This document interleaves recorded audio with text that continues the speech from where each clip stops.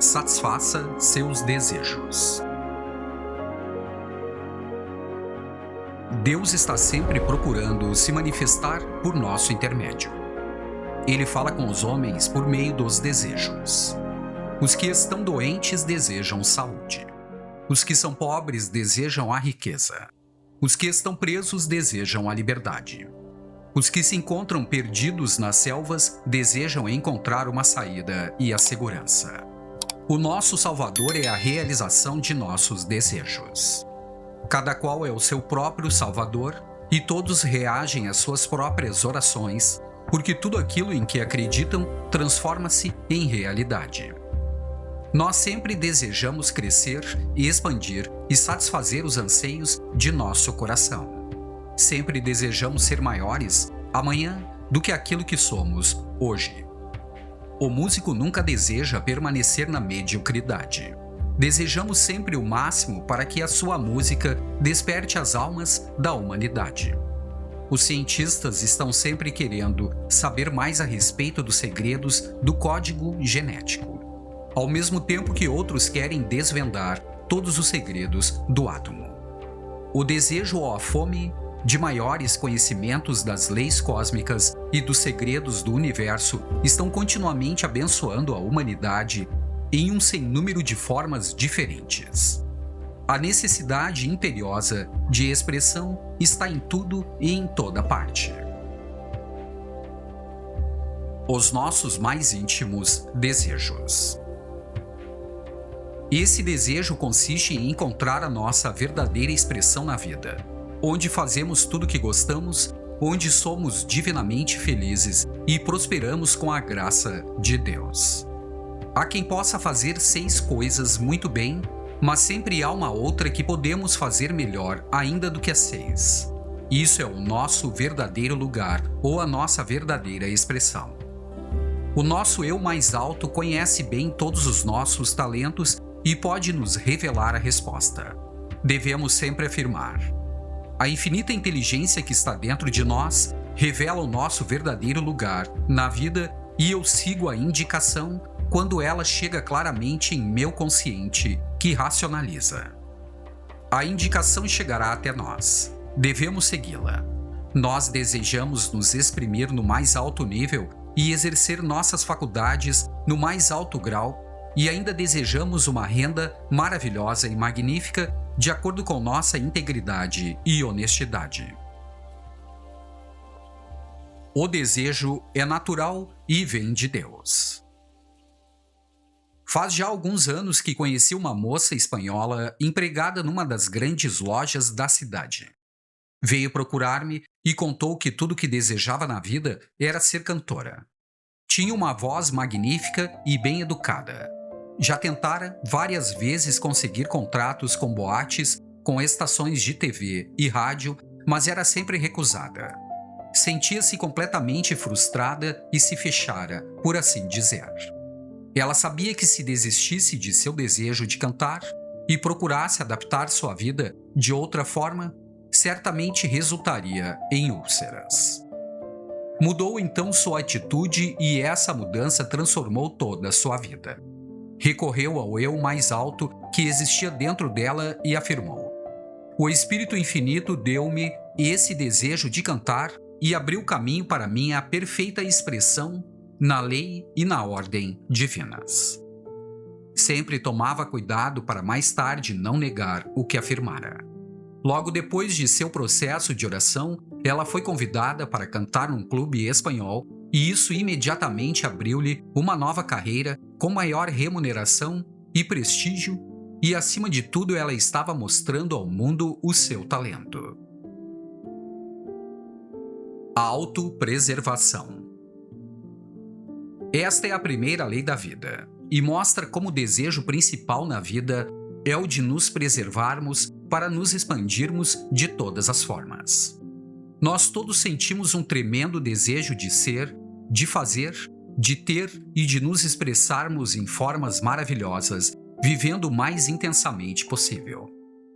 Temos o desejo sexual que faz parte de nós para a continuação da raça. O sexo é um ato de amor que nunca deve ser usado para causar dano ou culpa em outra pessoa. Ele deve ter por base o amor mútuo, a liberdade e o respeito. Sempre podemos dar a todos os nossos desejos uma expressão saudável. O desejo é uma dádiva de Deus. O desejo constitui a base da vida. Isso é o desejo. Jamais poderemos nos livrar dele. Quando temos fome, desejamos comida. Quando temos sede, desejamos água. Uma pessoa perguntou a Thomas Edison, o mago da eletricidade, o que era a eletricidade, e ele respondeu: ela é a eletricidade, use-a. São várias as maneiras pelas quais poderemos usar a força elétrica como bênção para a humanidade, mas também podemos usá-la para eletrocutar condenados. É assim que sempre há duas maneiras para se usar a força. Nunca, em circunstância alguma, devemos desejar o emprego de alguém, a mulher alheia ou a casa que não nos pertence. A inveja e o desejo de possuir o alheio só podem resultar em prejuízo, penúria e limitações para quem fizer isso. Resultarão sempre no empobrecimento completo. Sempre que invejamos alguma coisa de alguém, estaremos negando a nossa condição divina. Roubar de outro mentalmente é como roubar de nós mesmos. O castigo pode nos atingir de várias maneiras. Podemos perder a saúde, o prestígio, a promoção, o amor e também dinheiro. Não adianta querer saber como tudo isso acontece. Nós não queremos o emprego de outra pessoa e sim alguma coisa parecida que nos dê os mesmos privilégios, a mesma remuneração e os mesmos requisitos. A inteligência infinita pode abrir-nos novas portas desde que o solicitemos. A resposta não falha. A supressão do desejo. Na Índia e em outros países do Oriente, os estudantes aprendem como suprimir seus desejos. Isso é uma tolice que traz consequências desastrosas. Ouvi de uma mulher que o seu desejo era chegar a um ponto em que não desejasse mais nada, pois só assim seria livre. Apesar disso, ela foi a mulher mais neurótica e cheia de frustrações que encontrei em Acharam. Fiz-lhe várias perguntas. Será que não sente desejo de uma xícara de café pela manhã? Já que sabe música, então não deseja tocar alguma coisa para alegrar os outros? E se fosse médica, não sentiria desejo de aliviar dores e sofrimentos? E ainda se fosse uma agricultora, não sentiria desejo de plantar para depois colher e assim ter comida para dar a seus filhos? Alguém cujo desejo era entrar na universidade. Um rapaz estava roubando dinheiro do patrão. Foi apanhado e despedido. Mais tarde ele me disse que roubara o dinheiro porque queria entrar para a universidade. Ele considerara o seu desejo de um ponto de vista errado. Claro que nada havia de errado no desejo e expliquei-lhe que Deus, quando lhe deu o desejo, não estava brincando com ele e que ele possuía capacidade inegável para comparecer à sua presença, ao Deus que existia dentro de si mesmo para pleitear o que queria. Acrescentei ainda que ele, sendo a suprema origem de tudo que há no mundo, certamente lhe daria outra oportunidade para conseguir o seu desejo. Aconselhei-lhe uma oração bem simples. Deus é a origem de tudo que preciso e a sua riqueza circula em minha vida.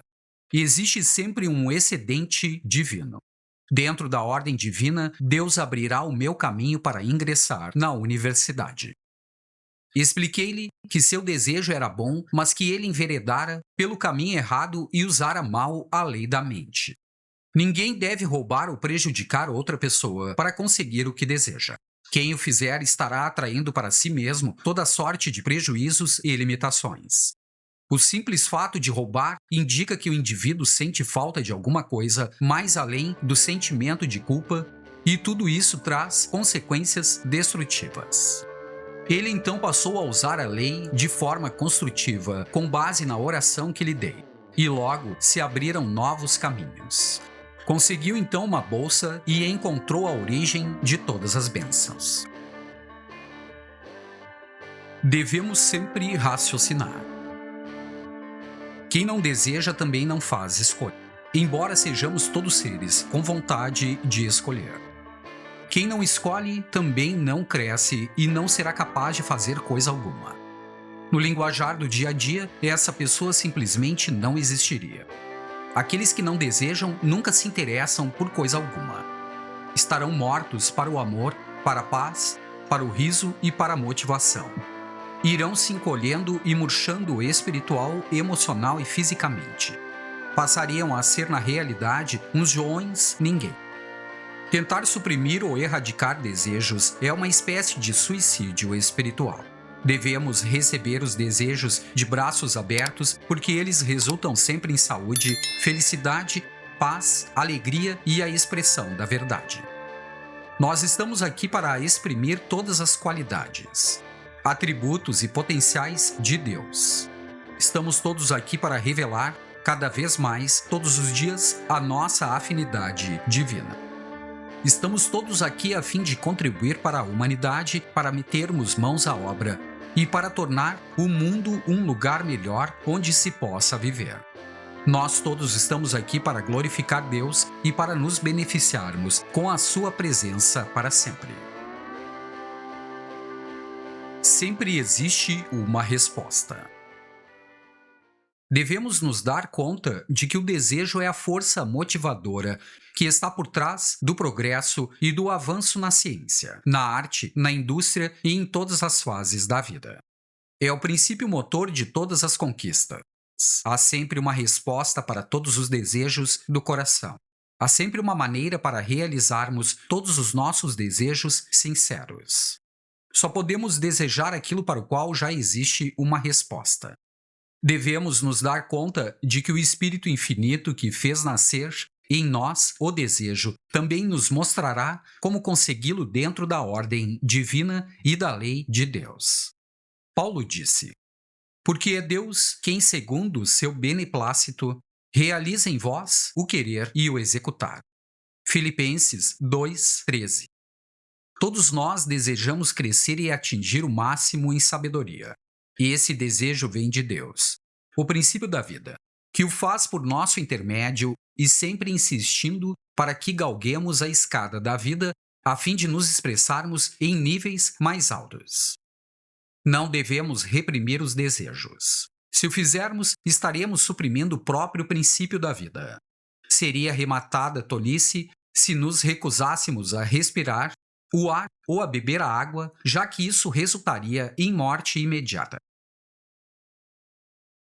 A regra de ouro. Todas as grandes religiões, desde as mais remotas épocas, sempre ensinaram esta regra e ela simplesmente significa que sempre desejamos saúde, felicidade, paz, prosperidade e todas as bênçãos do mundo para toda a humanidade. Nós todos estamos aqui para servir e dar ao mundo nossos talentos e capacidades. O fato de servir deve ser uma alegria para nós. Sempre que servimos aos outros com nobreza, generosidade e amor, isso nos será retribuído, aumentado em 1000 vezes. Além disso, sempre receberemos honrarias, reconhecimento e maravilhosas recompensas financeiras por um trabalho bem feito. Devemos procurar onde houver necessidade para tratarmos de remediá-la. O mundo nos recompensará fartamente onde quer que estejamos e seja qual for o nosso trabalho. Sempre poderemos contribuir para que os outros se ajudem a si mesmos. Podemos sempre oferecer uma transfusão de fé e confiança aos que vivem em torno de nós. Podemos proporcionar alegria e exaltar o que há de divino em todos que trabalham conosco e até mesmo a todo mundo. Essa atitude de espírito trará recompensas fabulosas. Aquela que encontrou uma necessidade.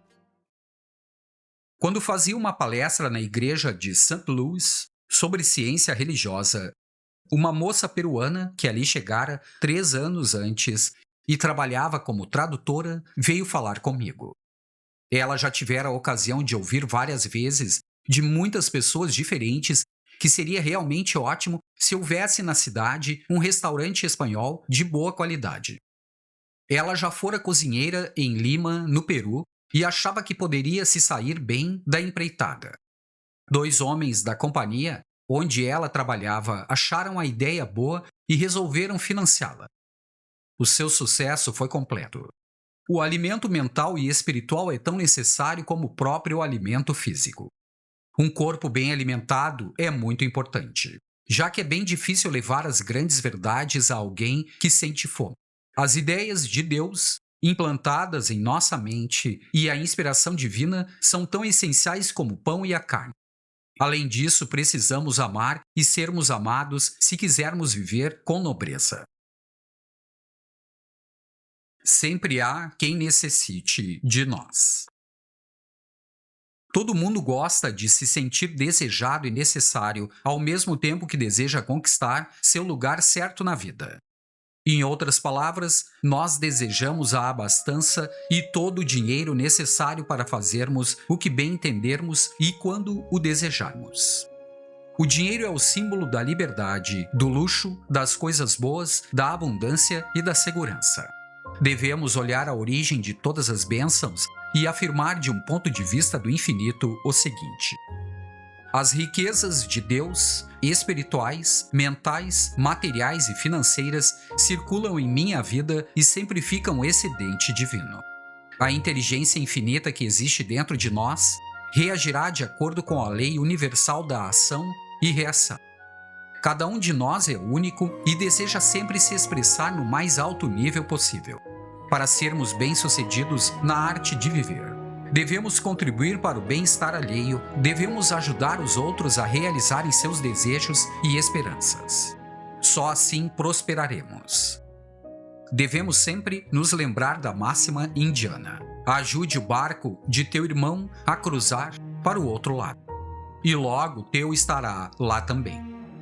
A pessoa de maior valor e realmente a que venceu na vida é aquela que está sempre ajudando seus semelhantes a realizarem os seus mais caros desejos. Imaginação criativa. Essa espécie de imaginação é uma maravilhosa qualidade espiritual. Todas as grandes descobertas e invenções na ciência, nas artes e na indústria vieram de pessoas com imaginação disciplinada. Quando todo mundo dizia, isso não pode ser feito, as pessoas com imaginação diziam, já está feito. O homem primitivo que vivia nas cavernas estava à mercê dos animais selvagens, mas a imaginação dele, ainda em seus primórdios, já lhe ensinava a fazer alguns instrumentos primitivos, como bastões, pedras afiadas e outros que podiam matar aqueles animais. As tremendas dificuldades enfrentadas pelo homem primitivo fizeram com que ele criasse os instrumentos para se defender. Criou o fogo para aquecê-lo e cozinhar seus alimentos e acabou descobrindo a roda, que foi uma verdadeira bênção para a humanidade em seus diferentes usos. As dimensões da imaginação podem ser consideradas realmente ilimitadas e infinitas. Aquela que desejava um lar. Uma moça viúva com um filho de 10 anos queria encontrar uma casa perto do seu lugar de trabalho, na área de Newport. Ela estava sempre se imaginando na casa, arrumando os móveis e mostrando ao filho o quintal. Na sua imaginação, via como deviam ser os quartos, salas e até mesmo a lareira. Sempre na imaginação, ela se via muitas vezes mostrando a casa aos amigos mais chegados e realmente agia sempre como se já houvesse encontrado o que tanto desejava. Sabia que iria encontrá-la da mesma forma que sabia como a noite se seguia ao dia. E tudo aquilo tinha como base a sua crença. Tudo que pedirdes na oração, crede que o tendes recebido e ser-vos-á dado. Marcos 11, 24. Passaram-se alguns meses e então um rapaz que trabalhava na mesma companhia pediu em casamento. Casaram-se e ela viu que a casa onde iriam morar era uma réplica daquela com que tanto sonhara e onde já morara, em sua imaginação nos 2 últimos meses. O lar é uma imagem que está sempre em nosso pensamento. Há sempre um caminho fácil. São muitos os que pensam que para vencer na vida devemos sempre abrir caminho empurrando os outros para os lados, passando por cima deles, empurrando e usando de todos os meios possíveis. Tudo isso é completamente falso e isso pode acontecer materialmente durante algum tempo, mas a reação pode nos custar muito caro em sofrimento, tensões, conflitos, sentimento de culpa, doenças físicas e muitas coisas mais bem desagradáveis. Sempre que magoamos os outros, isso resulta em mágoa para nós mesmos e serve para atrair prejuízos, penúria, limitações e empobrecimento. A inveja e o desejo de fazermos mal aos outros só serve para, afinal, encontrarmos lixo em lugar de ouro. Devemos desenvolver uma vívida imaginação que se respalde na fé em Deus. Só assim poderemos continuar em frente, galgando posições e conseguindo grandes feitos. Mussolini, Stalin e Hitler, assim como muitos outros, usaram suas imaginações para a destruição, mas só conseguiram sua própria destruição. Há uma luz dentro de nós. Anos atrás eu li algumas palavras ditas pelo rei George da Inglaterra. Ele apenas citava o poeta. E eu disse ao homem que estava nos portões do ano: dê uma luz para que eu possa caminhar com segurança ao entrar no desconhecido. Ao que o outro respondeu: entre na escuridão e entre de mãos dadas com Deus. Isso será melhor para si do que uma luz, e estará mais seguro do que em um caminho conhecido. A luz a que ele se referia era a inteligência suprema que existe em nós, que tudo sabe e tudo vê. Quando nos voltarmos na sua direção, ela também se voltará para nos conduzir às verdes pastagens e às águas tranquilas. A ideia que ele fazia de sua filha. A filha de um médico estava hospitalizada e seriamente doente. Estava sendo atendida pelos melhores médicos, mas não reagia da maneira como eles esperavam. Aconselhei ao seu pai, dizendo-lhe que procurasse tranquilizar seu espírito durante todo o dia e que imaginasse uma luz de amor nos olhos da filha quando lhe falasse. Ele a imaginava abraçando-o com muito afeto e carinho e sempre lhe dizendo: papai, eu estou bem, já estou boa, leve-me para casa. Ela ficava sempre pensando naquilo quando o colega que a tratava telefonou-lhe para dizer que houvera uma súbita e notável mudança em seu estado, que a temperatura baixara e que ela já se encontrava em estado completamente normal e poderia até mesmo voltar logo para casa. O pai viu transformar-se em realidade aquilo com que tanto sonhara.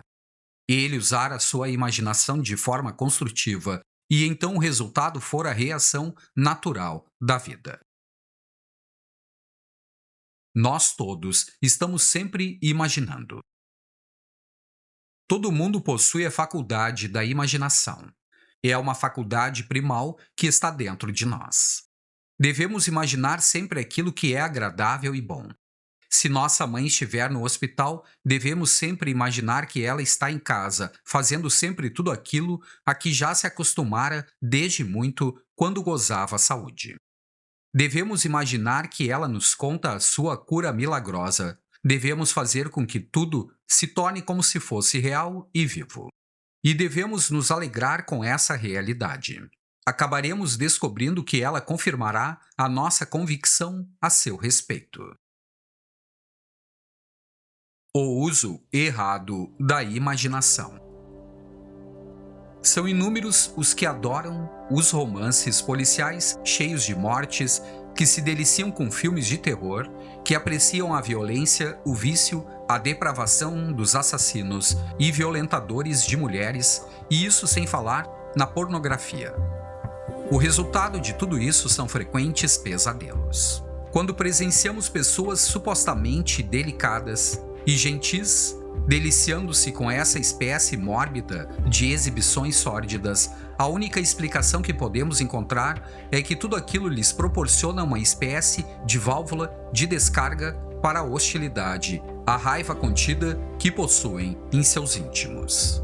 Todas essas violências que lhe enchem a mente só servem para lhes causar toda sorte de distúrbios físicos e conflitos.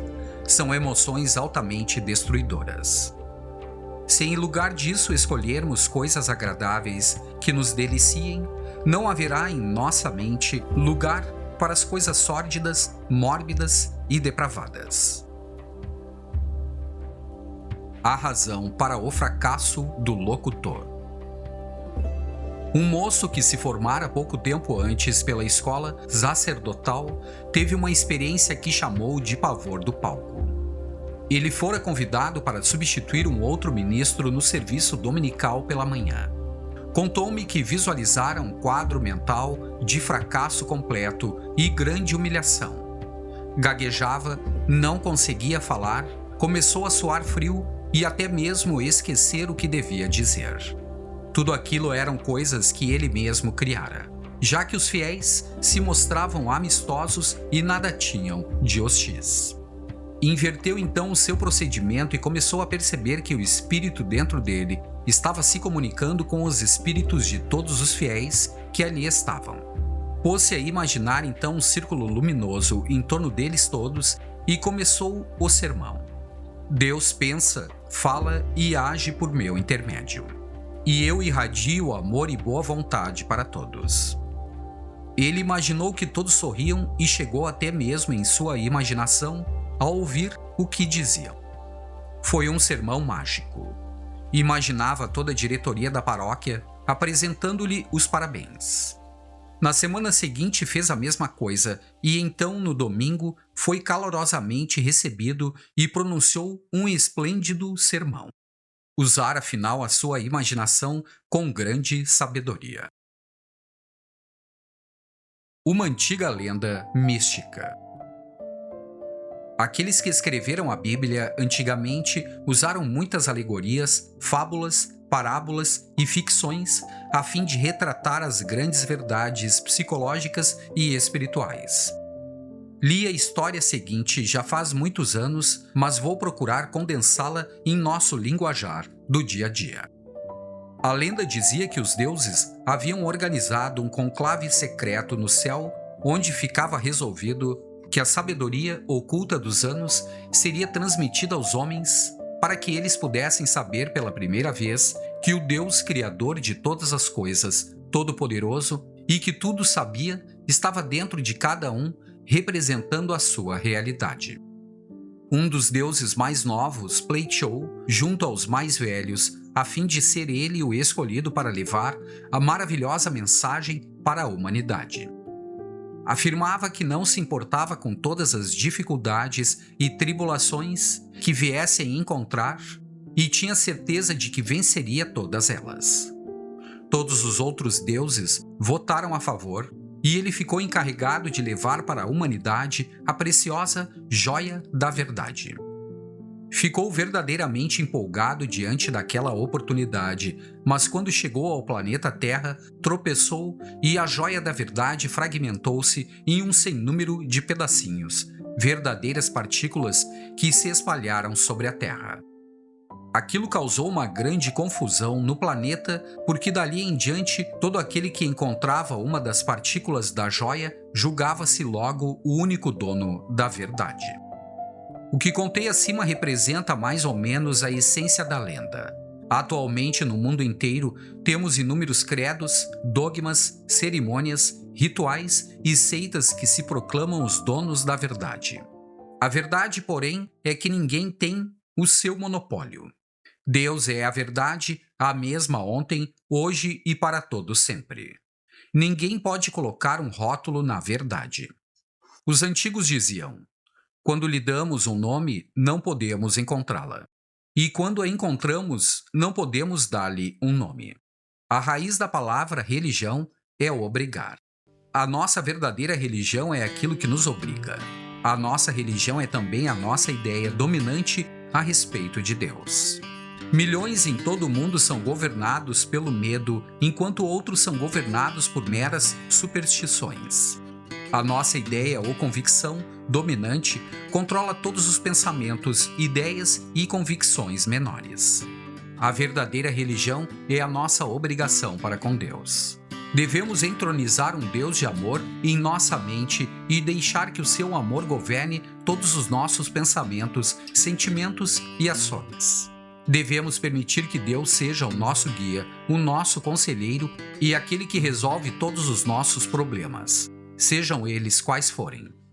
Devemos pensar, falar e agir partindo tudo do centro divino que está em nós. E então descobriremos que Ele se chama o Maravilhoso. Se tivermos Deus como nosso chefe, nosso guia, logo chegaremos à conclusão de que todos os caminhos são agradáveis e pacíficos.